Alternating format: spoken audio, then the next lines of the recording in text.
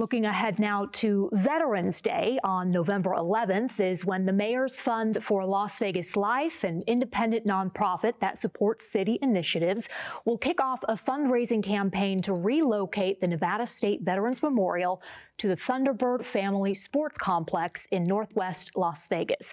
Right now, the memorial, which features 18 larger-than-life bronze statues honoring American military service from the Revolutionary War through present day, sits in storage. That's because its former home, the aging Grant Sawyer State Office Building near downtown Las Vegas, is permanently closed.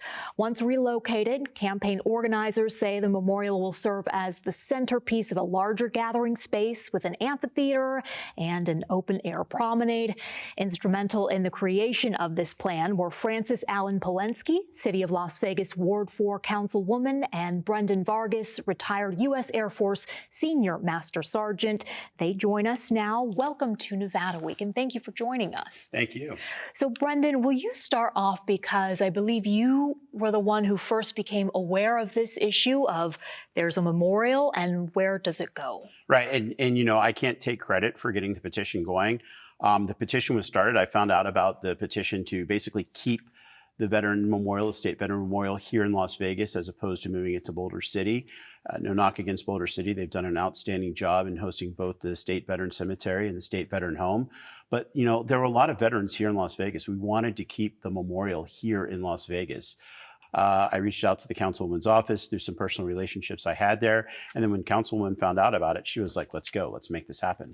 Why was this an important issue to you? Well, the folks in the Northwest, we are uniquely situated about halfway between Creech, halfway between Nellis. We have a lot of active duty military in the area in the Northwest and a lot of veterans. So it seemed like a very appropriate final place for it. And you also told me off camera that your father... Go Army, veteran, very proud veteran. And he's passed now, but I know he'd be very proud that, that we in the Northwest are the new stewards. What do you think of this memorial in particular, Brendan? When you see it, it stretches all the way from the Revolutionary War to present day. It's impressive. I mean, when you look at the numbers themselves are quite impressive. There's about 225,000 people in the state of Nevada that have some type of tie to the military, whether it's the 207,000 veterans that call Nevada home, whether it's the active duty service members we have stationed in the southern and northern parts of the state, whether it's the reserve units or the Nevada National Guard, which have constantly and consistently supported the nation's military, both at home and abroad, and more importantly, the family members that support their members in uniform.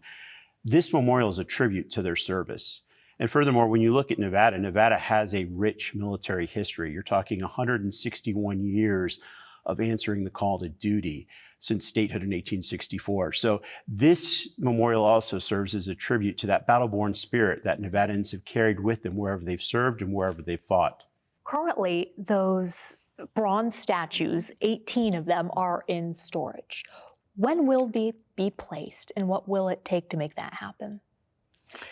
Go ahead. No, well, please. We're hoping by 2026, by fall of 2026, that we're going to have the memorial completely open. And then obviously all the statues will be placed. I mean, it's going to look like it did at the Grant Sawyer building, but on a much bigger scale, right? We have more room. We're putting an amphitheater there. So again, this is going to give veterans not just a place to pay their respects, but a place where we can do things on Veterans Day, maybe on Memorial Day. It's giving us a place where we can hold our celebrations because we'll have the amphitheater and we'll have other things there that allow us to really make good use of this. How much is it going to cost? $10 million. Ooh-wee. It's got a big price tag. It does. How are you going to get that money? We are going to ask the people of Nevada for their generosity, the governor's commitment to help raise half of that. It's going to happen. I'm confident. We've had such a warm reception from the veterans community. People have just embraced us, embraced the project, and embraced the capital campaign. And here's the one thing I'll tell you, this is a very military-friendly state. I talked about Boulder City earlier on, and you look at what they do in Boulder City. I mean, if you go down some of the main roads, they have photos of their service members from Boulder City there. If you look at what they do in Henderson, if you look at what they do in North Las Vegas, and more importantly, you look at what they do in the city of Las Vegas, this is a very veteran-friendly, a very military-friendly area, a very military, veteran-friendly state.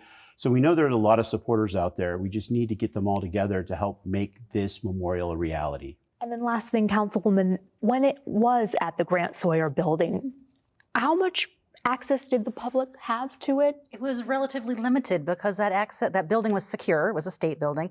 They had gates out front, and they would close at 5 o'clock and wouldn't open until 9. It was government hours, so it never hosted a Veterans Day event. It never hosted a Memorial Day event. We're going to change that, and it's going to be the best place on the American West Coast to celebrate those holidays together. Ward 4 Councilwoman Frances Allen Polensky and Brendan Vargas, thank you both so much for joining Nevada Week. Thank you, Amber.